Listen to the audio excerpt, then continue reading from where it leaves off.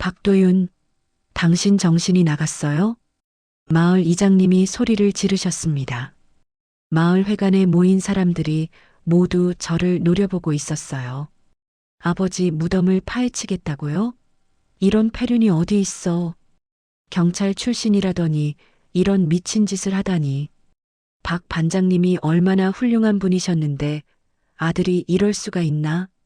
사람들의 비난이 쏟아졌습니다. 저는 아무 말도 할 수 없었어요. 진실을 말할 수도 없고 변명할 수도 없었습니다.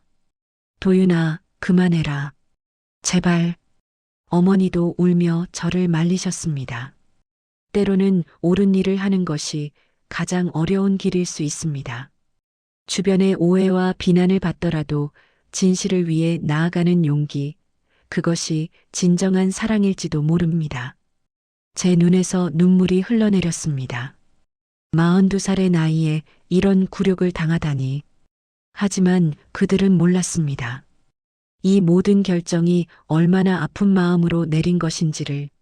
이야기를 시작하기 전에 구독, 좋아요, 알람 설정까지 눌러주시면 영상 제작에 큰 힘이 됩니다. 안녕하세요. 저는 박도윤입니다. 42살이죠. 서울경찰청에서 18년간 형사로 일하다가 최근에 그만뒀습니다. 아니, 정확히는 그만둘 수밖에 없었다고 해야겠네요. 아버지가 돌아가신 지 벌써 1년이 지났습니다. 그분도 경찰관이셨거든요. 전라도 이 작은 시골 마을에서 30년 넘게 파출소장으로 지내셨죠. 마을 사람들은 모두 아버지를 존경했습니다. 그런데 저는 그런 아버지가 부담스럽기만 했었어요. 오늘은 아버지 기일입니다. 새벽부터 아내 지은이와 함께 차를 몰고 고향으로 내려왔죠. 지은이는 결혼한 지 10년이 넘었는데도 여전히 시아버지 제사 준비를 꼼꼼히 챙겨줍니다. 여보, 진짜 괜찮은 거죠? 지은이가 조수석에서 걱정스러운 목소리로 물어봤습니다. 제가 경찰을 그만둔 이후로 계속 이런 식이에요. 뭔가 대답하기 어려운 질문들만 던지죠. 괜찮다고 했잖아요. 그런데 솔직히 괜찮지 않습니다. 18년 동안 해온 일을 갑자기 그만두니까 허전하거든요. 아침에 일어나면 뭘 해야 할지 모르겠어요. 그래서 요즘은 고향에서 뭔가 새로운 일을 찾아볼까 생각하고 있습니다. 마을 입구에 도착하니 동생 도혁이가 먼저 와서 기다리고 있었습니다. 도혁이는 저와 달리 고향을 떠나지 않았어요. 면사무소에서 공무원으로 일하면서 아버지를 모시고 살았죠. 형, 늦었네요. 도혁이가 우리 차에 다가오며 말했습니다. 여전히 저를 보면 어색해해요. 아버지가 돌아가신 후로는 더욱 그렇죠. 미안해요. 서울에서 출발이 늦어졌어요. 지은 형수님도 오셨네요. 안녕하세요. 도혁 씨, 오랜만이에요. 잘 지내셨죠? 지은이가 정중하게 인사를 건넸습니다. 그런데 도혁이의 표정이 어둡네요. 평소보다 더 말이 없어 보입니다. 우리는 함께 산길을 올라가기 시작했습니다. 아버지 산소는 마을에서 30분 정도 걸어 올라가야 하는 곳에 있어요. 아버지가 생전에 직접 골라놓으신 자리죠. 마을이 한눈에 내려다 보이는 곳이라고 하셨거든요. 그런데 산길을 오르다 보니 이상한 소리가 들려왔습니다. 개가 우는 소리였어요. 그것도 보통 짖는 소리가 아니라 마치 슬피 우는 듯한 소리였죠. 저 소리 뭐예요? 지은이가 불안한 표정으로 물어봤습니다. 아, 그거요. 백호라는 개예요. 도혁이가 대답했습니다. 백호요? 아버지가 기르시던 진돗개거든요. 아버지가 돌아가신 후로 계속 산소 근처에서 살고 있어요. 그러고 보니 생각이 났습니다. 아버지가 몇 년 전부터 개를 한 마리 기르고 계셨다고 들었거든요. 그런데 제가 고향에 내려올 때마다 그 개를 본 기억은 없네요. 산길을 더 올라가니 드디어 아버지 산소가 보였습니다. 깔끔하게 정리된 묘역 앞에 하얀 진돗개 한 마리가 앉아 있었어요. 그 개가 백호인가 봅니다. 백호는 우리를 보자마자 일어났습니다. 그런데 이상했어요. 보통 개들은 낯선 사람을 보면 짖거나 경계하잖아요. 그런데 백호는 그냥 조용히 우리를 바라보고 있었습니다. 저게 왜 저래요? 지은이가 제 팔을 붙잡으며 물어봤습니다. 글쎄요. 원래 저런가 봐요. 그런데 제가 한 걸음 더 가까이 다가가자 백호가 갑자기 움직였습니다. 저를 향해 다가오더니 낮게 울기 시작했어요.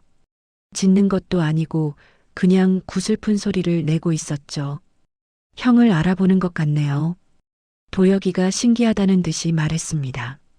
그럴 리가요. 저는 저 개를 본 적이 없는데요. 그런데 정말 이상했습니다. 백호는 제 앞에서 몇 번 뱅글뱅글 돌더니 묘 쪽으로 가서 또 울기 시작했어요. 마치 저에게 뭔가를 보여주려는 것 같았습니다. 우리는 아버지 산소 앞에서 제사를 지냈습니다. 향을 피우고 술을 올리고 절을 올렸죠. 그런데 내내 백호가 옆에서 우는 소리를 내고 있었어요. 제사를 지내는 동안 한 번도 그치지 않았습니다.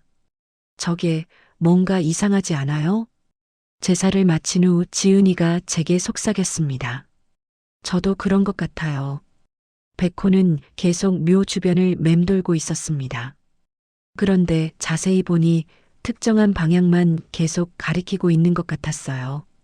묘에서 조금 떨어진 큰 소나무 쪽을 말이죠. 도혁아, 저 개가 원래 저랬어요? 아니요. 평소에는 그냥 조용히 묘 앞에 앉아 있기만 했거든요. 오늘 유독 이상해요. 도혁이도 고개를 갸우뚱했습니다. 그때 백호가 갑자기 소나무 쪽으로 달려갔습니다. 그리고 나무 밑에서 앞발로 땅을 파기 시작했어요. 저 개가 뭘 하는 거죠? 지은이가 불안한 목소리로 물어봤습니다. 저는 백호가 있는 곳으로 걸어갔습니다. 18년간 형사로 일한 직감이 뭔가 이상하다고 말하고 있었거든요. 소나무 밑에 가보니 정말 이상했습니다. 흙이 다른 곳보다 부드러웠어요. 마치 최근에 누군가 파헤쳤다가 다시 묻은 것 같았습니다. 도혁아, 여기 뭔가 묻혀 있는 것 같은데요. 설마요. 아버지 산소 근처에 뭘 묻겠어요. 그런데 백호는 계속 그 자리를 파고 있었습니다. 마치 제게 빨리 파보라고 재촉하는 것 같았어요. 저는 주변에 있던 나뭇가지로 흙을 조심스럽게 파헤쳐 봤습니다. 그러자 뭔가 단단한 게 손에 만져졌어요. 뭔가 있네요. 흙을 더 파내니 작은 철제 상자가 나왔습니다. 녹이 슬어 있었지만 아직 단단해 보였어요. 상자에는 자물쇠가 채워져 있었습니다. 이게 뭐죠? 지은이가 제 어깨 너머로 상자를 들여다봤습니다. 모르겠어요. 도혁아, 아버지가 뭔가 묻어놓으셨다는 얘기 들어본 적 있어요? 전혀요. 처음 보는 상자예요. 그런데 백호는 상자가 나오자 갑자기 조용해졌습니다. 그리고 저를 빤히 바라보며 꼬리를 살랑살랑 흔들기 시작했어요. 저는 상자를 들고 다시 한번 자세히 살펴봤습니다. 겉보기에는 그냥 평범한 철제 상자였어요. 그런데 자물쇠가 특이했습니다. 숫자 4자리로 여는 방식이었거든요. 혹시 아버지 생일이나 우리 생일로 해봐요. 지은이가 제안했습니다. 하지만 여러 숫자를 시도해봐도 열리지 않았습니다. 아버지와 어머니 생일, 저와 도혁이 생일, 심지어 집 전화번호까지 해봤지만 소용없었어요. 일단 집으로 가져가서 천천히 생각해봐요. 도혁이가 말했습니다. 우리는 상자를 가지고 산을 내려왔습니다. 그런데 백호가 계속 따라왔어요. 평소에는 산소를 떠나지 않는다고 했는데 말이죠. 집에 도착해서도 백호는 우리 곁을 떠나지 않았습니다. 마치 상자를 지키고 있는 것 같았어요. 저 개가 정말 이상해요. 지은이가 백호를 보며 중얼거렸습니다. 저도 그렇게 생각했습니다. 백호는 분명히 뭔가를 알고 있는 것 같았어요. 아버지가 그 상자를 묻을 때를 기억하고 있는 건 아닐까요? 그날 밤 저는 상자를 들고 아버지 방에 앉아 있었습니다. 아버지가 생전에 사용하시던 책상 위에 상자를 올려놓고 다시 한번 자세히 살펴봤어요. 상자 겉면에 작은 글씨가 새겨져 있는 걸 발견했습니다. 워낙 작아서 전에는 못 봤거든요. 도윤에게 아버지 글씨였습니다. 그 순간 가슴이 두근거리기 시작했어요. 아버지가 저를 위해 준비해 놓으신 거였구나. 그런데 자물쇠는 여전히 열리지 않았습니다. 아버지가 저만 알 수 있는 숫자로 설정해 놓으셨을 텐데 도대체 뭘까요? 창밖을 보니 백호가 마당에서 저를 바라보고 있었습니다. 달빛에 비친 하얀 털이 신비롭게 보였어요. 백호와 눈이 마주치는 순간 왠지 모를 불길한 예감이 들었습니다. 아버지가 남기신 이 상자 안에는 분명 평범하지 않은 것이 들어있을 거예요. 그리고 그것이 우리 가족의 평온했던 일상을 완전히 바꿔놓을지도 모른다는 생각이 들었습니다. 다음 날 아침 저희는 다시 아버지 산소를 찾았습니다. 어머니 선옥도 함께였어요. 어머니는 68살이지만 여전히 건강하셨거든요. 아버지가 돌아가신 후 혼자 살고 계시는데 제사만큼은 꼭 챙기려고 하세요. 도윤아, 어제 무슨 일이 있었다고 들었는데 어머니가 산길을 오르며 제게 물어보셨습니다. 도혁이가 어제 일을 미리 말씀드린 모양이에요. 그냥 백호가 좀 이상하게 행동했어요. 별일 아니에요. 저는 대수롭지 않게 대답했습니다. 어머니를 걱정시키고 싶지 않았거든요. 그런데 산소에 도착하자마자 백호가 다시 나타났습니다. 어제보다 더 불안해 보였어요. 털이 곤두서 있고 눈빛도 예사롭지 않았습니다. 저게가 왜 저러지? 어머니가 백호를 보며 걱정스럽게 말씀하셨습니다. 저희는 제사 준비를 시작했습니다. 지은이가 음식을 정성스럽게 차리고 도혁이가 향을 준비했어요. 어머니는 아버지 묘비를 정성스럽게 닦으셨죠. 그런데 제사를 지내는 도중 갑자기 백호가 이상하게 행동하기 시작했습니다. 어제와는 차원이 다른 격렬함이었어요. 미친 듯이 땅을 파기 시작한 거죠. 백호야, 안 돼. 그만해. 저는 급히 백호에게 달려가서 말렸습니다. 그런데 걔는 전혀 멈추지 않았어요. 오히려 더 격렬하게 땅을 파헤쳤습니다. 백호의 앞발톱에서 피가 나기 시작했습니다. 그런데도 멈추지 않았어요. 마치 무언가에 홀린 것처럼 계속 파고 또 팠습니다. 도윤아, 그냥 놔둬봐. 도혁이가 제 팔을 잡았습니다. 아니에요. 다치잖아요. 저는 백호를 떼어내려고 했지만 걔는 으르렁거리며 저를 밀어냈습니다. 평소에는 온순했던 백호가 완전히 다른 모습이었어요. 저게 대체 뭐라는 거야? 지은이가 불안한 목소리로 중얼거렸습니다. 백호는 계속 같은 자리만 팠습니다. 어제 제가 상자를 발견했던 그 소나무 밑이었어요. 분명히 제가 다시 흙으로 덮어놓았는데 백호는 정확히 그 자리를 찾아서 파고 있었습니다. 저 자리에 뭔가 있나 봐요. 도혁이가 말했습니다. 그때 백호가 파던 자리에서 희미한 무언가가 드러나기 시작했습니다. 어제 제가 다시 묻어놓은 철제 상자였어요. 백호는 그것을 정확히 찾아낸 거였습니다. 어머니가 그 모습을 보시더니 갑자기 얼굴이 하얗게 질렸습니다. 마치 뭔가 끔찍한 것을 본 것처럼 말이죠. 어머니, 괜찮으세요? 제가 급히 어머니께 다가갔습니다. 그건 파지 마라. 그건 건들면 안 돼. 어머니가 떨리는 목소리로 말씀하셨습니다. 평생 처음 보는 어머니의 모습이었어요. 저희는 모두 어머니를 바라봤습니다. 뭔가 숨겨진 비밀이 있다는 걸 직감할 수 있었거든요. 어머니, 저 상자가 뭔지 아세요? 제가 조심스럽게 물어봤습니다. 어머니는 한참 동안 말씀을 하지 않으셨습니다. 그저 상자를 바라보며 입술을 떨고 계셨어요. 그건 내 아버지가. 어머니가 말을 시작하려다가 갑자기 멈추셨습니다. 백호는 여전히 상자 주변에서 낑낑거리고 있었습니다. 마치 빨리 상자를 꺼내라고 재촉하는 것 같았어요. 어머니, 말씀해 주세요. 저 상자가 뭔가요? 도혁이도 다급하게 물어봤습니다. 아니다.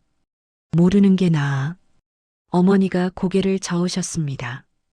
그런데 백호가 갑자기 상자를 물고 끌어내기 시작했습니다. 이미 반쯤 드러난 상자를 완전히 파내려는 것 같았어요. 백호야, 그러면 안 돼. 어머니가 급히 백호에게 다가가셨습니다. 그런데 걔는 어머니도 무시하고 계속 상자를 끌어냈어요. 마침내 상자가 완전히 드러났습니다. 어제 제가 본 것과 똑같은 철제 상자였어요. 겉면에 새겨진 도윤에게라는 글씨도 그대로 보였습니다. 어머니가 그 글씨를 보시더니 더욱 창백해지셨습니다. 역시 내 아버지가 너를 위해 준비한 거구나. 어머니가 한숨을 깊게 쉬셨습니다. 어머니, 도대체 뭐가 들어있는 건가요?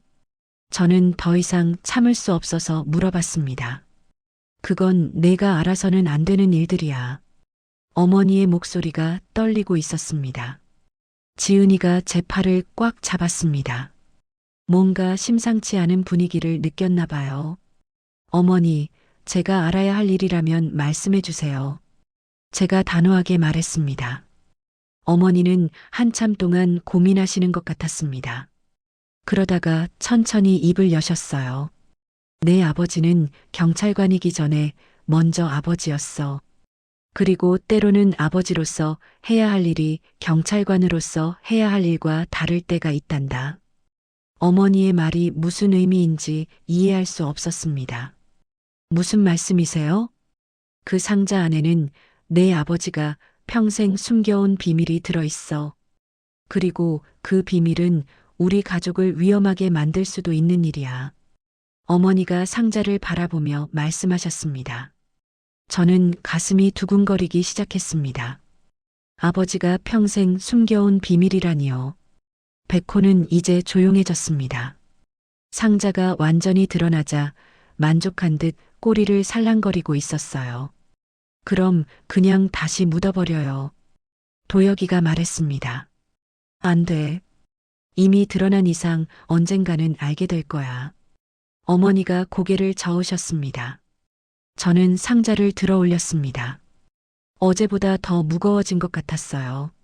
아니, 실제로는 같은 무게겠지만 그 안에 담긴 의미가 무거워서 그런 것 같았습니다. 어머니, 자물쇠 비밀번호를 아세요?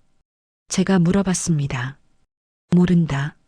내 아버지만 알고 있었어. 어머니가 쓸쓸하게 말씀하셨습니다.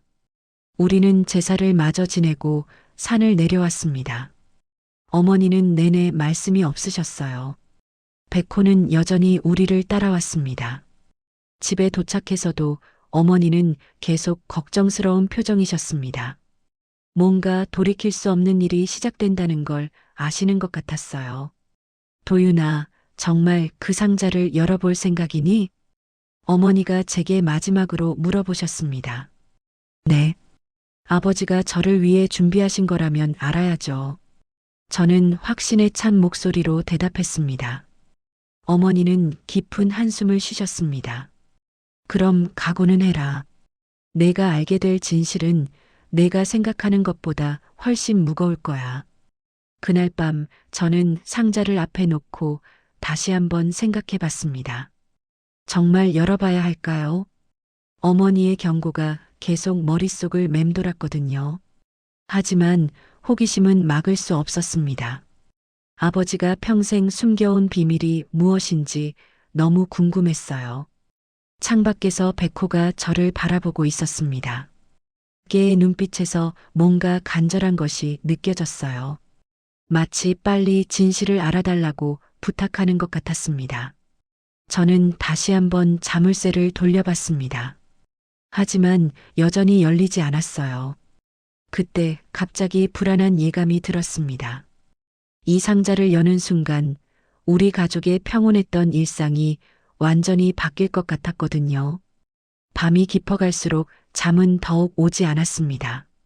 철제 상자의 자물쇠는 여전히 열리지 않았고 어머니의 경고는 계속 귓가에 맴돌았어요. 저는 결국 자리에서 일어나 아버지의 서재로 향했습니다. 아버지 서재는 돌아가신 후 그대로 보존되어 있었습니다. 도혁이가 정성스럽게 관리하고 있었거든요. 책상 위에는 아버지가 마지막까지 읽으시던 신문이 그대로 놓여 있었고, 벽에는 경찰관으로 근무하며 받은 표창장들이 가지런히 걸려 있었어요. 저는 책상 서랍을 하나씩 열어봤습니다. 혹시 상자의 비밀번호에 대한 단서가 있을지도 모른다는 생각에서였어요. 첫 번째 서랍에는 펜과 메모지, 두 번째 서랍에는 오래된 사진들이 들어 있었습니다. 세 번째 서랍을 열었을 때 제 손에 낡은 일기장 하나가 만져졌습니다. 가죽으로 된 표지가 세월의 흔적으로 바랜 일기장이었어요. 아버지가 개인적으로 기록을 남기셨다는 걸 저는 몰랐었거든요. 일기장을 펼쳐보니 아버지의 단정한 글씨가 나타났습니다. 날짜를 보니 돌아가시기 불과 한 달 전까지 꾸준히 기록하고 계셨더군요. 처음 몇 페이지는 일상적인 내용들이었습니다. 날씨 이야기, 마을 소식, 건강에 대한 걱정 같은 평범한 기록들이었어요. 그런데 중간쯤부터 분위기가 달라지기 시작했습니다. 오늘도 백호가 그곳을 지키고 있다. 이제 나도 얼마 남지 않은 것 같은데 그 아이는 언제까지 기다려야 할까? 백호에 대한 언급이 나오기 시작했습니다. 그런데 단순히 반려견에 대한 이야기가 아니었어요. 뭔가를 지키고 있다는 표현이 계속 반복되었습니다. 도윤이가 경찰을 그만둔다고 연락이 왔다. 아마 그 아이도 이 일의 무게를 견디기 어려웠을 것이다. 나와 같은 길을 걷고 있구나. 아버지는 제가 경찰을 그만둔 이유를 알고 계셨던 것 같습니다. 저 자신도 명확하게 설명할 수 없었던 그 무거움을 아버지는 이해하고 계셨어요. 일기장을 더 넘겨보니 더욱 의미심장한 내용들이 나왔습니다. 송리 마을 산소 옆 내가 지켜야 할 마지막 약속이 있다. 이 약속만은 무덤까지 가져가야 한다고 생각했는데 요즘 들어 생각이 바뀐다. 송리 마을 산소, 바로 아버지가 잠드신 그곳이었습니다. 그런데 거기에 아버지가 지켜야 할 약속이 있다는 건 무슨 의미일까요? 저는 경찰로서의 직감이 되살아나는 걸 느꼈습니다. 18년간 사건을 수사하며 기른 감각이 뭔가 이상하다고 말하고 있었어요. 만약 내가 이 세상을 떠난다면 도윤이가 진실을 알게 될까? 그 아이라면 분명 알아낼 것이다. 그때가 되면 모든 걸 맡겨야겠다. 아버지는 저에게 뭔가를 맡기려고 하셨던 것 같습니다. 그것이 바로 그 철제 상자와 관련된 일일 거예요. 일기의 마지막 부분에는 더욱 구체적인 내용이 적혀 있었습니다. 이제 정말 시간이 얼마 남지 않았다. 병원에서는 몇 개월이라고 하지만 내 몸이 더 정확하다. 도윤이를 위해 준비해 놓은 것들이 있다. 그 아이가 언젠가 이해할 날이 올 것이다. 아버지는 자신의 죽음을 예감하고 계셨던 거네요. 그리고 저를 위해 무언가를 준비해 놓으셨다고 하시는군요. 저는 일기장을 덮고 깊은 생각에 잠겼습니다. 이건 단순한 무덤이 아니야. 아버지가 뭔가 숨겼어. 아버지의 일기를 읽고 나니 확신이 섰습니다. 그 철제 상자와 백호의 이상한 행동, 그리고 어머니의 극도로 경계하는 모습까지 모든 게 연결되어 있었어요. 저는 일기장을 들고 거실로 나갔습니다. 어머니는 아직 잠들지 않고 계셨어요. 소파에 앉아서 뭔가 깊은 생각에 잠겨 계셨습니다. 어머니, 이거 보세요. 저는 일기장을 어머니께 보여드렸습니다. 어머니는 일기장을 보시더니 얼굴이 더욱 굳어지셨습니다. 어디서 찾았니? 아버지 서재에 있었어요. 어머니, 아버지가 말씀하신 약속이 뭔가요? 도윤아, 정말 모르는 게 나아. 어머니는 여전히 말을 아끼셨습니다. 어머니, 저는 18년간 경찰로 일했어요. 뭔가 숨겨진 진실이 있다는 걸 알 수 있어요. 그래서 더 걱정이야.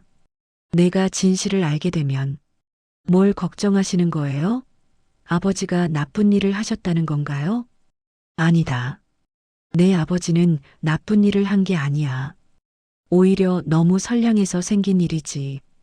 어머니의 말이 더욱 제 궁금증을 자극했습니다. 그럼 왜 숨기세요? 왜 그렇게 걱정하시는 거예요? 도윤아, 어떤 진실은 알아봤자 고통만 커지는 거야. 어머니는 일어나서 창밖을 바라보셨습니다. 멀리 백호가 여전히 마당에서 저희를 지켜보고 있었어요. 저게도 마찬가지야. 분명히 뭔가를 알고 있어. 하지만 말할 수가 없잖니. 어머니, 제발 말씀해 주세요. 아버지가 저에게 맡기려고 하신 일이 뭔지 알고 싶어요. 그건 너희가 알면 안 되는 일이야. 그분의 약속이었어. 어머니의 목소리가 떨리고 있었습니다. 그때 도혁이가 잠에서 깨어나왔습니다. 저희의 대화를 들었나 봐요. 형, 뭐라고 있어요? 도혁아, 너도 들어봐. 아버지 일기에 이상한 내용이 있어. 저는 도혁이에게도 일기장의 내용을 보여줬습니다. 도혁이는 읽어보더니 당황한 표정을 지었어요. 이게 무슨 말이에요? 아버지가 뭔가 숨기셨다는 건가요? 그런 것 같아. 그리고 그게 바로 어제 발견한 상자와 관련이 있을 거야. 도혁이는 어머니를 바라봤습니다. 어머니, 정말 뭔가 아시는 거 맞죠? 어머니는 한참 동안 말씀을 하지 않으셨습니다. 그러다가 깊은 한숨을 쉬셨어요.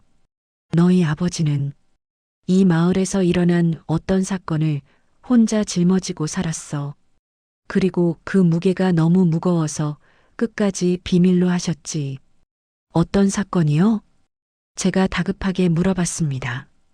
그건 말할 수 없어. 아직은 때가 아니야. 어머니는 고개를 저으셨습니다. 저는 답답함이 밀려왔습니다. 왜 모든 사람이 진실을 숨기려고 하는 걸까요? 어머니, 아버지가 저에게 맡기려고 하신 거라면 제가 알아야 하는 거 아니에요? 도윤아, 내가 그 진실을 알게 되면 내 인생이 바뀔 거야. 그리고 좋은 방향으로 바뀌지 않을지도 몰라. 그래도 알고 싶어요. 아버지의 마지막 소원이라면 들어드리고 싶어요. 어머니는 저를 오랫동안 바라보셨습니다. 그 눈빛에는 걱정과 두려움이 가득했어요. 정말로, 정말로 알고 싶니? 네, 꼭 알아야겠어요. 그럼 내일 다시 산소에 가자. 거기서 모든 걸 말해줄게. 어머니가 마침내 입을 여셨습니다. 그날 밤 저는 잠들 수 없었습니다. 아버지가 평생 숨겨온 비밀이 무엇인지, 그리고 그것이 저에게 어떤 의미가 될지 궁금했거든요. 창밖을 보니 백호가 여전히 마당에서 저를 바라보고 있었습니다. 개의 눈빛에서 뭔가 간절한 것이 느껴졌어요. 마치 빨리 진실을 알아달라고 부탁하는 것 같았습니다. 저는 그 순간 확신했습니다. 내일 어머니로부터 듣게 될 이야기가 제 인생을 완전히 바꿔놓을 거라는 걸 말이에요. 하지만 그것이 어떤 변화든 받아들일 준비가 되어 있었습니다. 아버지의 마지막 소원을 이루어드리는 것, 그것이 아들로서 제가 해야 할 일이라고 생각했거든요. 다음 날 아침, 저는 어머니의 약속을 기다리며 일찍 잠에서 깼습니다. 하지만 막상 진실을 들을 생각을 하니 가슴이 두근거렸어요. 아버지가 평생 숨겨온 비밀이 과연 어떤 것일까요? 도혁이도 평소보다 일찍 일어났습니다. 어젯밤 우리의 대화를 듣고 잠을 제대로 자지 못한 것 같았어요. 형, 정말 괜찮을까요? 도혁이가 걱정스러운 표정으로 물어봤습니다. 모르겠어요. 하지만 이미 시작된 일이니까 끝까지 가봐야죠. 저는 담담하게 대답했습니다. 어머니는 아침을 거의 드시지 않으셨어요. 계속 창밖만 바라보고 계셨습니다. 백호가 마당에서 우리를 기다리고 있는 것이 보였어요. 어머니, 준비되셨으면 출발할까요? 저는 조심스럽게 말씀드렸습니다. 그래, 가자. 어머니는 무거운 발걸음으로 일어나셨습니다. 산길을 오르는 동안 아무도 말을 하지 않았습니다. 평소 같으면 새소리와 바람소리가 평화롭게 들렸을 텐데 오늘은 모든 소리가 무겁게 느껴졌어요. 아버지 산소에 도착하자 백호가 나타났습니다. 걔는 오늘따라 더욱 불안해 보였어요. 계속 산소 주변을 맴돌며 낑낑거렸습니다. 어머니는 아버지 묘 앞에 무릎을 꿇고 앉으셨습니다. 그리고 한참 동안 말없이 계셨어요. 여보, 미안해. 결국 이런 날이 와버렸네. 어머니가 묘비에 대고 중얼거리셨습니다. 저와 도혁이는 조금 떨어진 곳에서 어머니를 지켜봤습니다. 어머니가 준비가 되실 때까지 기다려드리는 게 좋을 것 같았거든요. 한참 후 어머니가 저희를 부르셨습니다. 이리 와라. 이제 말해줄게. 저희는 어머니 곁으로 다가갔습니다. 어머니, 천천히 말씀해 주세요. 제가 조심스럽게 말했습니다. 내 아버지는 이곳에 단순히 묻힌 게 아니야. 어머니의 첫마디가 예상과 달랐습니다. 무슨 말씀이세요? 아버지 무덤 아래에 다른 분이 함께 계셔. 다른 분이요? 도혁이가 놀란 표정으로 물어봤습니다. 어머니는 깊은 한숨을 쉬셨습니다. 20년 전에 실종된 한소영이라는 아이가 있었어. 그 아이가 여기 계셔. 저는 충격을 받았습니다. 아버지 무덤에 다른 분이 함께 묻혀 있다는 말씀이신가요? 어머니, 그게 무슨... 내 아버지가 그 아이를 찾았을 때는 이미 늦었어. 그런데 그 아이를 두고 갈 수가 없다고 하시더라. 어머니의 목소리가 떨리기 시작했습니다. 그래서 아버지가 직접, 그래, 아무도 모르게 이곳에 모셔드린 거야. 그리고 평생 그 비밀을 지키며 사셨지. 저는 머릿속이 복잡해졌습니다. 아버지가 그런 일을 하셨다니요. 그럼 백호는 그 아이를 지키기 위해 기르신 거야. 혹시라도 누군가 이곳을 건드릴까 봐서. 백호의 이상한 행동이 이제야 이해됐습니다. 어머니, 그럼 우리가 해야 할 일은 아무것도 하지 마라. 그냥 이대로 두는 게 좋아. 어머니가 단호하게 말씀하셨습니다. 하지만 저는 받아들일 수 없었습니다. 20년 동안 실종된 채로 남겨진 사람이 있다는 걸 알고도 가만히 있을 수는 없었거든요. 형, 어떻게 할까요? 도혁이가 제게 물어봤습니다. 저는 한참 고민했습니다. 아버지의 뜻을 거스르는 일일 수도 있고 어머니가 그토록 말리시는 일이기도 했어요. 하지만 경찰로 일했던 제 양심이 가만히 있지 않았습니다. 도혁아, 우리 파묘를 해야 할 것 같아. 제가 조심스럽게 말했습니다. 파묘요? 네. 그냥 지나칠 수 없어. 아버지와 백호가 우리에게 무언가를 전하려는 거야. 어머니가 저의 말을 듣더니 급히 일어나셨습니다. 안 돼. 파묘하면 아버지가 평안치 못하실 거야. 어머니가 울음을 터뜨리셨습니다. 어머니, 하지만 이대로 둘 수는 없어요. 그 실종된 분의 가족들은 어떻게 해요? 그건 우리가 신경 쓸 일이 아니야. 아니에요. 아버지가 저에게 맡기신 일이라면 제가 해야 해요. 저는 단호하게 말했습니다. 도혁이도 고민하는 표정이었습니다. 형, 정말 그래야 할까요? 아버지 무덤을 파는 건. 도혁아, 이건 아버지를 욕되게 하는 일이 아니야. 오히려 아버지의 마지막 소원을 들어드리는 일이에요. 저는 도혁이를 설득했습니다. 그럼 어떻게 할까요? 일단 정식으로 신고를 하고 법적 절차를 밟아야 해요. 어머니는 계속 우셨습니다. 제발, 제발 그러지 마라. 우리가 조용히 살 수 있는데 왜 굳이? 어머니, 조용히 사는 것보다 중요한 게 있어요. 진실을 밝히는 거예요. 그때 백호가 갑자기 제 앞으로 다가왔습니다. 그리고 꼬리를 흔들며 저를 바라봤어요. 마치 제 결정을 지지한다는 듯이 말이죠. 어머니는 한참 동안 우시더니 눈을 감고 말씀하셨습니다. 그래, 내가 보고 싶다면. 그럼 봐라. 대신 후회하지는 말거라. 어머니의 허락을 받은 순간 저는 마음이 무거워졌습니다. 정말 옳은 결정인지 확신이 서지 않았거든요. 어머니, 괜찮으실까요? 이미 늦었어.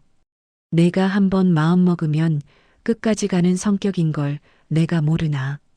어머니가 쓸쓸하게 웃으셨습니다. 우리는 그날 오후 관련 기관에 연락을 취했습니다. 파묘는 법적으로 복잡한 절차가 필요했어요. 특히 실종자와 관련된 사안이라면 더욱 신중해야 했습니다. 며칠 후 관계자들이 마을에 도착했습니다. 경찰, 검사, 법의학자까지 많은 사람들이 왔어요. 평온했던 마을이 갑자기 소란스러워졌습니다. 마을 사람들도 무슨 일인지 궁금해했습니다. 아버지를 존경했던 분들이라 걱정스러운 표정을 지었어요. 도윤아, 정말 괜찮겠니? 이웃집 할머니가 걱정스럽게 물어보셨습니다. 네, 괜찮아요. 필요한 일이에요. 저는 최대한 담담하게 대답했습니다. 파묘 당일 저희 가족은 조금 떨어진 곳에서 지켜봤습니다. 전문가들이 조심스럽게 작업을 진행했어요. 백호는 처음에는 불안해하더니 나중에는 조용해졌습니다. 마치 오랫동안 기다려온 순간이 드디어 왔다는 걸 아는 것 같았어요. 정말 뭔가 나올까요? 도혁이가 떨리는 목소리로 물어봤습니다. 아마 나올 거예요. 저는 확신했습니다. 그리고 정말로 아버지 관 아래에서 또 다른 관이 발견되었습니다. 작고 소박한 관이었어요. 아버지가 직접 만드신 것 같았습니다. 전문가들이 신중하게 관을 열었을 때 안에는 어린 소녀의 유골이 들어 있었습니다. 그리고 한소영이라고 쓰인 작은 명패도 함께 있었어요. 그 순간 저는 아버지의 마음을 조금이나마 이해할 수 있었습니다. 혼자 감당하기에는 너무 무거운 비밀이었구나. 어머니는 그 모습을 보시더니 다시 눈물을 흘리셨습니다. 이제야 그 아이가 집으로 갈 수 있겠네. 백호도 마치 모든 것이 끝났다는 듯 평온한 표정을 지었습니다. 그날 이후 저의 인생이 완전히 바뀔 줄은 그때 몰랐습니다. 다음 날 새벽 장례업체 직원들이 도착했습니다. 전문가들과 함께 조심스럽게 파묘 작업을 시작했어요. 이른 시간이라 마을은 아직 조용했고 새들의 지저귀만이 무거운 공기를 가르고 있었습니다. 백호는 한쪽에서 조용히 앉아 묘를 바라보고 있었습니다. 평소처럼 불안해하거나 짖지 않았어요. 마치 이 순간을 오랫동안 기다려왔다는 듯이 차분한 모습이었습니다. 저는 조금 떨어진 곳에서 작업을 지켜봤습니다.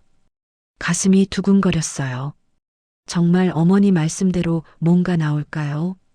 아니면 제가 잘못 생각한 걸까요? 삽으로 흙을 파내는 소리가 새벽 공기를 갈랐습니다. 직원들은 매우 조심스럽게 작업을 진행했어요. 관을 손상시키지 않기 위해서였습니다. 1시간 정도 지났을 때 드디어 아버지의 관이 모습을 드러냈습니다. 생각보다 상태가 좋았어요. 아버지가 평소 꼼꼼하신 성격이라 관도 튼튼한 걸로 준비하셨나 봅니다. 그런데 관을 완전히 드러내는 과정에서 이상한 게 발견되었습니다. 관 옆쪽에 작은 나무 상자 하나가 있었던 거예요. 저게 뭔가요? 장례업체 직원이 의아한 표정으로 물어봤습니다. 모르겠네요. 일단 조심히 꺼내보세요. 법의학자가 지시했습니다. 나무 상자는 아버지 관만큼이나 정성스럽게 만들어져 있었습니다. 크기는 신발 상자 정도였고 겉면에는 특별한 표시가 없었어요. 상자를 조심스럽게 열어보니 안에는 몇 가지 물건들이 들어 있었습니다. 이름표와 함께 접힌 서류, 그리고 오래된 편지 봉투가 있었어요. 법의학자가 서류를 펼쳐보더니 표정이 굳어졌습니다. 이게 사망신고서네요. 서류에 적힌 이름을 보는 순간 저는 머리가 멍해졌습니다. 한소영 1979만 2천. 그 이름을 본 순간 오래된 기억이 되살아났습니다. 제가 경찰이 되어 첫 번째로 담당했던 사건의 피해자 이름이었거든요. 이 이름, 내 첫 사건 피해자 이름이야. 저는 중얼거렸습니다. 20년 전 각 경찰이 된 저에게 배정된 첫 번째 실종 사건이었습니다. 20살의 대학생 한소영 양이 어느 날 갑자기 사라진 사건이었어요. 당시 저는 신참이라 주요 수사에 참여하지 못했습니다. 그저 전단지를 붙이고 주변을 수색하는 일만 했죠. 결국 그 사건은 미해결로 남겨졌고 저는 그 아쉬움을 평생 가슴에 품고 살았습니다. 그런데 그 한소영 양이 여기에 있었다니요. 편지 봉투에는 아버지의 글씨로 도윤에게라고 적혀 있었습니다. 제 손이 떨렸어요. 편지를 조심스럽게 펼쳐보니 아버지의 마지막 메시지가 적혀 있었습니다. 도윤아, 이 편지를 읽고 있다면 내 마지막 부탁을 들어주는 것이구나. 고맙다. 한소영이라는 아이를 기억하니? 내가 경찰이 되어 처음 맡은 사건의 피해자 말이다. 그 아이를 내가 찾았다. 하지만 이미 늦었었어. 그 아이를 혼자 두고 갈 수 없어서 이곳에 모셔왔다. 그리고 백호에게 지키라고 했지. 이제 내가 그 아이를 가족의 품으로 돌려보내주길 바란다. 그것이 내 마지막 소원이다. 편지를 읽는 동안 눈물이 흘렀습니다. 아버지가 왜 이 비밀을 혼자 짊어지고 사셨는지 이제야 이해가 됐어요. 백호가 제게 다가와서 조용히 앉았습니다. 그의 눈빛에서 뭔가 안도하는 기색이 보였어요. 드디어 자신의 임무가 끝났다는 걸 아는 것 같았습니다. 저는 한소영 양의 사망신고서를 다시 한번 자세히 봤습니다. 아버지가 직접 작성하신 것 같았어요. 사일란에는 사고사라고 적혀 있었습니다. 그 순간 제 머릿속에는 20년 전의 기억들이 파노라마처럼 스쳐 지나갔습니다. 실종 신고를 받던 날 가족들의 절망적인 표정, 그리고 결국 찾지 못한 채 종료된 수사. 아버지는 그 모든 걸 지켜보시면서 얼마나 마음이 아프셨을까요? 그래서 혼자서라도 그 아이를 찾으셨던 거겠죠. 도윤 씨, 괜찮으세요? 법의학자가 걱정스럽게 물어봤습니다. 네, 괜찮습니다. 저는 눈물을 닦으며 답했습니다. 이제 해야 할 일이 무엇인지 명확해졌습니다. 한소영 양을 가족의 품으로 돌려보내는 것, 그것이 아버지의 마지막 소원이자 제가 해야 할 일이었어요. 백호가 꼬리를 살랑거리며 저를 바라봤습니다. 20년 동안 그 아이를 지켜온 충직한 개의 임무가 드디어 끝나는 순간이었습니다. 집으로 돌아온 후 저는 아버지가 남긴 모든 기록들을 다시 한번 꼼꼼히 살펴봤습니다. 한소영 양과 관련된 진실을 완전히 파악하고 싶었거든요. 25년 전의 기억들이 서서히 되살아나기 시작했습니다. 그때 저는 각 경찰서에 배치된 신참이었습니다. 열정은 넘쳤지만 경험이 부족해서 주요 사건에는 참여하지 못했어요. 한소영 양 실종 사건도 마찬가지였습니다. 저는 그저 전단지를 붙이고 주변을 수색하는 보조 업무만 담당했죠. 당시 주 수사관은 바로 제 아버지였습니다. 아버지는 그 사건에 온 정성을 쏟으셨어요. 밤낮 없이 수사하시고 주말에도 나오셔서 단서를 찾으려고 노력하셨습니다. 그런데 결국 사건은 증거 불충분으로 종결되었습니다. 아무런 단서도 찾을 수 없었거든요. 한소영 양은 그저 어느 날 갑자기 사라진 채로 미제 사건으로 남겨졌어요. 저는 아버지의 서재에서 그때의 수사 기록들을 찾아봤습니다. 아버지가 개인적으로 보관하고 계신 자료들이 있을 거라고 생각했거든요. 과연 오래된 파일 하나가 책장 뒤에 숨겨져 있었습니다. 한소영 사건이라고 표지에 적혀 있었어요. 파일을 열어보니 공식 기록에는 없는 아버지만의 수사 노트들이 가득했습니다. 아버지는 사건이 공식적으로 종결된 후에도 개인적으로 수사를 계속하고 계셨던 거네요. 용의자들의 동선, 목격자들의 진술, 심지어 현장 주변 지형까지 세세하게 기록해 놓으셨어요. 노트의 마지막 부분에는 충격적인 내용이 적혀 있었습니다. 은퇴 후 3년째 드디어 그 아이를 찾았다. 깊은 산골 폐광 근처에서 발견했는데 이미 오래전에 세상을 떠난 상태였다. 법적으로는 더 이상 할 수 있는 일이 없지만 그 아이를 그대로 둘 수는 없었다. 아버지는 은퇴하신 후에도 그 사건을 잊지 못하고 계셨던 거네요. 그리고 마침내 한소영 양을 찾으셨던 겁니다. 더 읽어보니 아버지의 마음이 고스란히 드러나 있었습니다. 누구도 지켜주지 못한 아이를 내가 대신 지켜주겠다. 법은 놓쳤지만 내 마음은 놓을 수 없었다. 그 아이의 부모님은 아직도 기다리고 계실 텐데 어떻게 혼자 버려둘 수 있겠는가. 아버지는 한소영 양을 정성스럽게 수습해서 우리 가족 산소에 모셔온 거였습니다. 그리고 백호를 기르기 시작하신 것도 그때부터였어요. 그 아이를 지키기 위해서였던 거죠. 백호야, 내가 이 아이를 지켜주렴. 아무도 모르게 조용히. 언젠가 내가 이 세상을 떠나면 도윤이가 알게 될 거야. 그때까지만 지켜주면 돼. 아버지의 일기를 읽으며 눈물이 났습니다.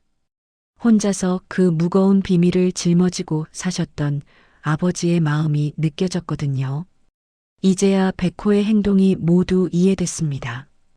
왜 그 개가 산소를 떠나지 않았는지, 왜 제가 왔을 때 그렇게 반가워했는지, 왜 상자가 묻힌 곳을 정확히 알고 있었는지 모든 게 명확해졌어요. 백호는 아버지의 마지막 부탁을 성실히 지켜온 거였습니다. 20년 동안 한소영 양을 지키면서 제가 오기를 기다려온 거죠. 저는 한소영 양의 실종 당시 기록을 더 자세히 살펴봤습니다. 그때는 신참이라 자세한 내용을 몰랐는데 이제 보니 여러 가지 의문점들이 있었어요. 한소영 양은 대학교 2학년이었습니다. 성격이 밝고 활발한 아이였다고 기록되어 있어요.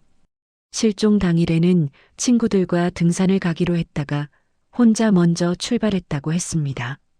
그런데 친구들 진술에 일관성이 없었어요. 누구는 약속이 있어서 못 갔다고 하고 누구는 아프다고 했다고 하고 아버지도 이 부분을 의심스러워 하셨던 것 같습니다. 아버지의 수사 노트에는 이런 내용도 있었습니다. 친구들의 진술이 계속 바뀐다. 뭔가 숨기는 게 있는 것 같은데 증거가 없어서 더 이상 추궁할 수 없다. 답답하다. 결국 아버지는 공식 수사에서는 포기할 수밖에 없었지만 개인적으로는 끝까지 포기하지 않으셨던 거네요. 은퇴 후 몇 년에 걸쳐 혼자서 수사를 계속하시다가 마침내 한소영 양을 찾으신 거였습니다. 깊은 산속 폐광에서 말이죠. 아버지의 마지막 기록에는 이런 내용이 있었습니다. 그 아이를 찾았을 때의 상황으로 보아 사고가 아닐 가능성이 높다. 하지만 이미 오래된 일이고 증거도 없다. 무엇보다 그 아이를 혼자 두고 갈 수는 없었다. 아버지는 한소영 양의 죽음에 대해 의문을 품고 계셨지만 법적으로 해결할 방법이 없다는 걸 아셨던 거네요. 그래서 최소한 그 아이만이라도 제대로 모셔드리고 싶으셨던 거죠. 저는 이제 왜 어머니가 그토록 이 비밀을 숨기려고 하셨는지도 이해가 됐습니다. 아버지가 법적으로 문제가 될 수 있는 일을 하셨기 때문이었어요. 하지만 아버지의 마음은 충분히 이해할 수 있었습니다. 경찰로서의 의무와 인간으로서의 양심 사이에서 고민하시다가 내린 결정이었을 거예요. 그날 밤 저는 백호와 함께 산소에 다시 올라갔습니다. 한소영 양이 모셔진 그 자리에서 아버지와 대화를 나누고 싶었거든요. 아버지, 이제 알겠어요. 왜 이 비밀을 혼자 짊어지고 사셨는지 말이에요. 백호가 제 옆에 조용히 앉았습니다. 달빛에 비친 하얀 털이 신비롭게 빛났어요. 아버지, 이제 제가 이어받을게요. 한소영 양을 가족의 품으로 돌려보내드릴게요. 그 순간 바람이 불어와서 나뭇잎들이 사각거렸습니다. 마치 아버지가 대답해 주시는 것 같았어요. 백호가 저를 바라보며 꼬리를 한번 흔들었습니다. 20년 동안의 임무가 드디어 끝나간다는 걸 아는 것 같았습니다. 이제 해야 할 일이 무엇인지 명확해졌습니다. 한소영 양의 가족에게 연락을 드리고 그분들에게 딸을 돌려드리는 일이었어요. 아버지가 평생 품고 사신 마지막 소원을 이루어드리는 것, 그것이 아들로서 제가 할 수 있는 마지막 효도라고 생각했습니다. 아버지의 비밀이 모두 드러난 후 저는 마음을 정리하는데 며칠이 걸렸습니다.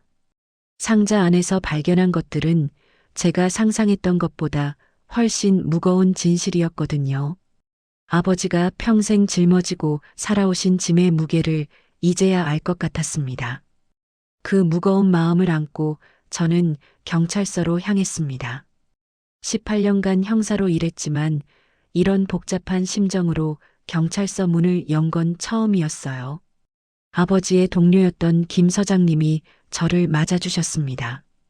도윤 형사, 아니, 이제 전직 형사라고 해야겠네요.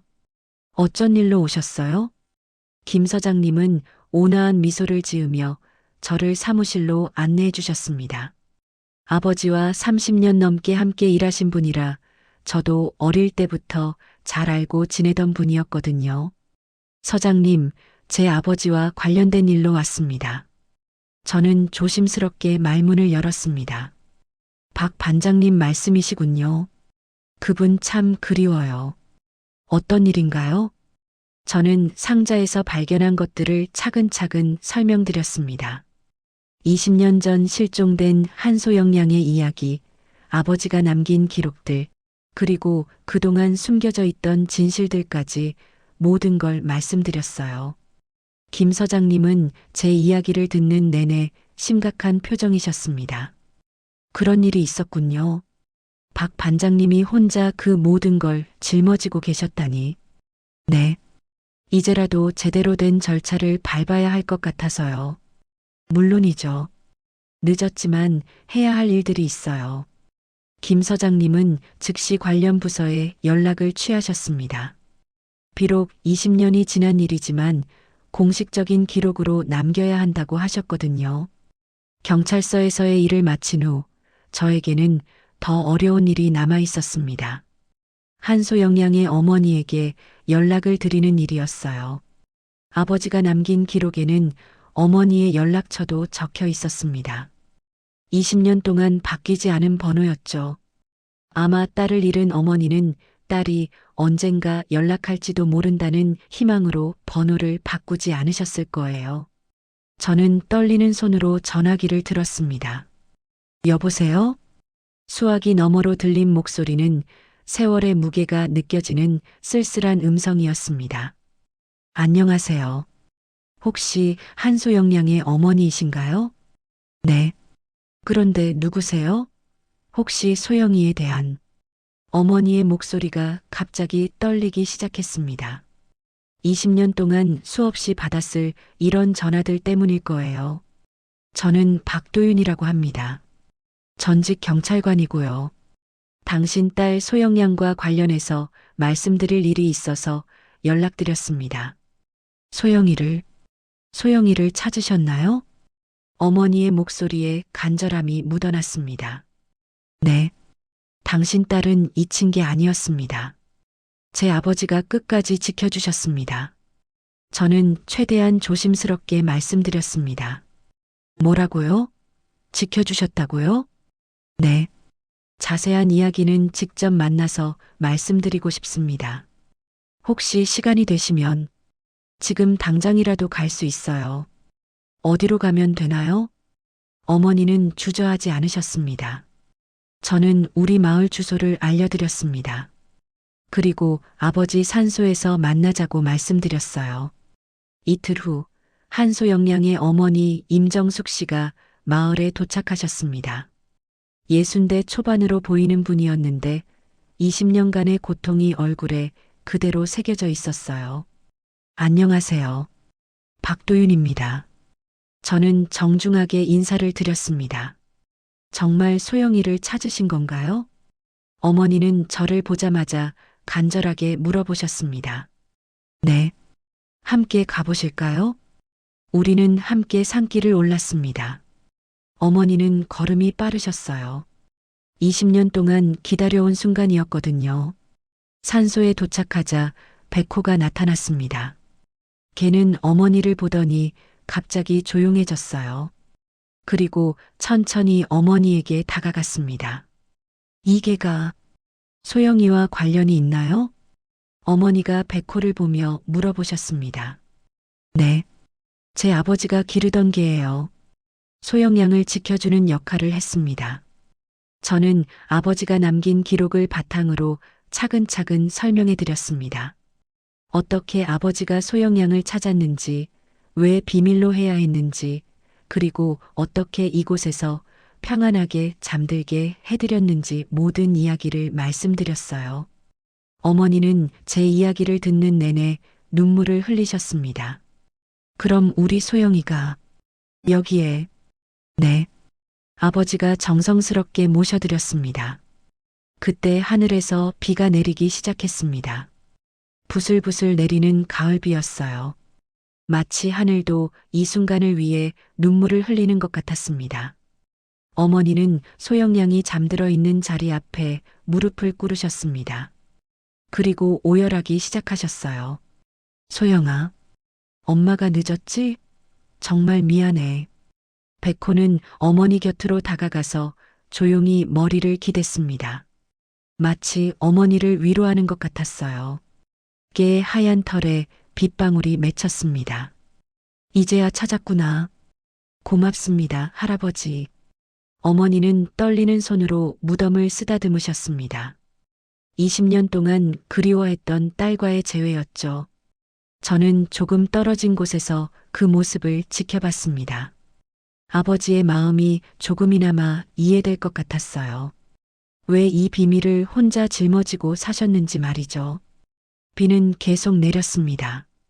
어머니는 한참 동안 딸과 대화를 나누셨어요.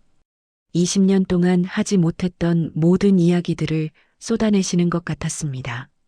정말 감사합니다. 박 반장님께도 도윤 씨께도. 어머니는 저에게 깊은 절을 올리셨습니다. 천만에요. 저희가 해야 할 일이었습니다. 앞으로 자주 와도 될까요? 물론이죠. 언제든지 오세요. 그날 이후 정말 신기한 일이 일어났습니다. 백호가 더 이상 무덤 앞에서 울지 않게 된 거예요.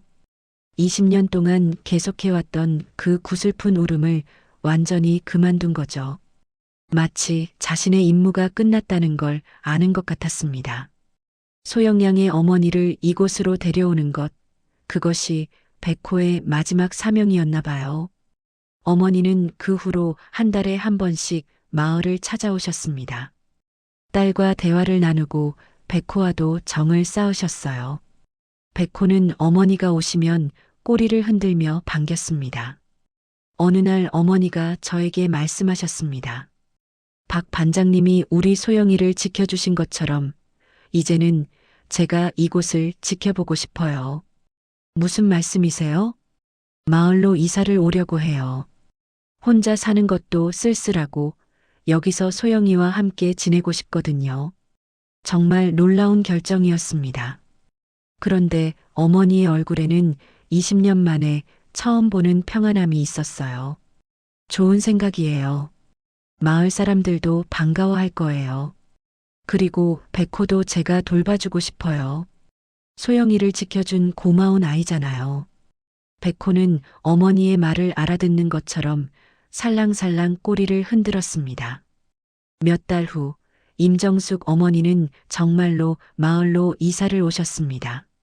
작은 집을 구해서 백호와 함께 살기 시작하셨어요. 어머니가 마을에 정착하신 후 백호의 모습이 완전히 달라졌습니다. 예전처럼 산소에만 머물지 않고 어머니를 따라다니며 평범한 반려견의 삶을 살게 된 거죠. 가끔 저는 아버지 산소를 찾아갑니다. 그럴 때마다 백호와 어머니를 만날 수 있어요. 어머니는 항상 소영양 무덤을 깔끔하게 정리해 놓으시고 백호는 평온한 표정으로 그 옆에 누워 있습니다. 도윤 씨, 정말 고마워요. 어머니는 저를 볼 때마다 감사 인사를 하세요. 아니에요. 저희가 당연히 해야 할 일이었어요. 하지만 마음 한편으로는 아직도 무거운 것이 있습니다. 아버지가 혼자 이 모든 걸 짊어지고 사셨다는 사실이 여전히 가슴을 아프게 하거든요. 그래도 이제는 모든 게 제자리를 찾은 것 같습니다. 소영양은 어머니를 다시 만났고 백호는 새로운 가족을 얻었고 아버지의 마지막 소원도 이루어졌으니까요. 비가 내리는 날이면 저는 창밖을 바라봅니다. 그리고 생각해요. 아버지가 이 모든 걸 정리하기 위해 얼마나 오랫동안 기다리셨을까 하고 말이죠. 제시도 클로드는 실수를 할 수 있습니다. 응답을 반드시 다시 확인해 주세요. 몇 달이 흘렀습니다. 그동안 많은 것들이 변했어요. 가장 큰 변화는 저희 가족과 임정숙 어머니가 하나의 큰 가족이 되었다는 거였습니다. 오늘은 아버지 이주기였습니다. 작년과는 완전히 다른 마음으로 산길을 올랐어요. 저와 지은이, 도혁이, 그리고 임정숙 어머니가 함께였습니다. 백호도 우리를 따라왔죠. 무덤 주변에는 하얀 들꽃이 가득 피어나 있었습니다. 봄이 되면서 자연스럽게 핀 꽃들이었어요. 마치 아버지와 한소영 양이 함께 피워낸 꽃 같았습니다. 정말 예쁘네요. 지은이가 꽃들을 보며 감탄했습니다. 소영이가 좋아할 것 같아요. 임정숙 어머니가 환한 미소를 지으시며 말씀하셨습니다. 몇 달 전에 어두웠던 표정은 온데간데 없이 사라지고 이제는 평화로운 얼굴이 되셨어요. 우리는 함께 제사를 준비했습니다. 아버지와 한소영 양 두 분 모두를 위한 제사였죠. 임정숙 어머니가 직접 만든 소영 양이 좋아했던 음식들도 함께 올렸습니다. 아버지, 안녕하세요. 잘 지내셨어요? 저는 아버지 묘 앞에서 정중하게 인사를 드렸습니다. 소영아, 엄마가 또 왔다. 오늘은 도윤 아저씨 가족들과 함께 왔어. 임정숙 어머니도 딸에게 말을 걸어주셨습니다. 제사를 지내는 동안 백호는 조용히 앉아서 우리를 지켜봤습니다. 예전처럼 불안해하거나 울지 않았어요. 이제는 정말 평온한 표정이었습니다. 향을 피우고 절을 올리는 과정이 끝나자 우리는 각자 묵념의 시간을 가졌습니다. 저는 아버지께 그동안의 일들을 마음속으로 말씀드렸어요. 아버지, 이제 모든 게 해결됐어요. 한소영 양도 가족들과 함께 계시고 임정숙 어머니도 이제 웃으실 수 있게 됐어요. 아버지가 바라시던 대로 됐습니다. 바람이 살랑 불어와서 하얀 들꽃들이 살며시 흔들렸습니다. 마치 아버지가 고개를 끄덕여 주시는 것 같았어요. 제사를 마친 후 우리는 함께 음식을 나눠 먹었습니다. 산 위에서 먹는 음식이라 그런지 더욱 맛있게 느껴졌어요. 도윤 씨, 정말 고마워요. 임정숙 어머니가 저에게 말씀하셨습니다. 아니에요. 저희가 해야 할 일이었어요. 아니에요. 당신이 아니었다면 우리 소영이는 영영 혼자 있었을 거예요. 어머니의 목소리에 감사함이 가득했습니다. 도혁이도 많이 달라져 있었습니다. 처음에는 파묘를 반대했지만 이제는 모든 게 잘된 결과라고 생각하고 있었어요. 형, 아버지가 정말 대단한 분이셨네요. 도혁이가 저에게 말했습니다. 그러게요. 저도 이제야 아버지를 제대로 이해하게 된 것 같아요. 지은이도 이 모든 과정을 통해 우리 가족에 대해 더 많이 알게 되었다고 했습니다. 여보, 정말 자랑스러워요. 아버님도 당신도 말이에요. 지은이가 제 손을 잡으며 말했습니다. 저는 하늘을 바라보며 조용히 마음속으로 말했습니다. 아버지, 이제 진짜로 편히 쉬세요. 그 아이도 어머니도 그리고 저도 이제 괜찮아요. 백호가 봉분 옆에서 잔잔히 앉아 하늘을 바라보고 있었습니다. 그 눈빛에는 지켜낸 이들의 평화가 담겨 있었어요. 20년 동안의 긴 임무를 성공적으로 마친 충직한 개의 모습이었습니다. 오늘 이후로 백호는 임정숙 어머니와 함께 마을에서 평범한 반려견의 삶을 살게 될 예정이었습니다. 더 이상 무덤을 지킬 필요가 없어졌거든요. 백호야, 수고 많았어. 저는 백호의 머리를 쓰다듬어 주었습니다. 걔는 기분 좋은 듯 꼬리를 흔들었어요. 산을 내려오는 길에 임정숙 어머니가 말씀하셨습니다. 이제 정말 새로운 시작인 것 같아요. 소영이도 편안하게 쉴 수 있고 저도 마음의 짐을 내려놓았어요. 네, 모두 새로운 시작이에요. 저도 동감했습니다. 마을에 내려와서 우리는 함께 저녁을 먹었습니다. 임정숙 어머니가 정성스럽게 차린 식탁에서 온 가족이 둘러앉았어요. 백호도 우리 곁에서 편안하게 누워 있었습니다. 정말 감사해요.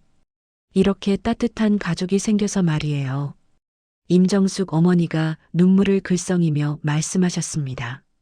저희도 마찬가지예요. 어머니가 계셔서 우리 집이 더 따뜻해진 것 같아요. 어머니 선옥도 환하게 웃으셨습니다.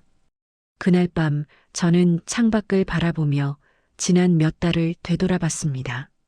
처음에는 그저 아버지의 기일을 지내러 왔을 뿐이었는데 이렇게 큰 변화가 일어날 줄은 몰랐어요.